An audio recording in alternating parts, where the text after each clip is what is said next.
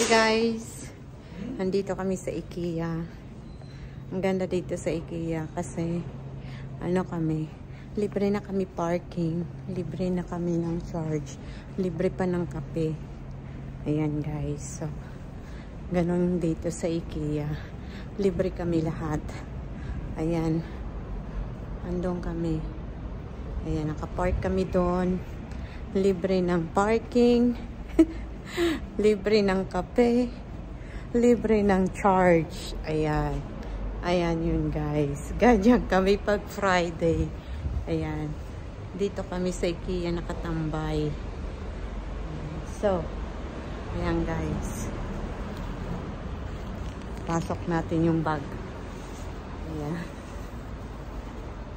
Kasi yung sasakyan namin is Tesla.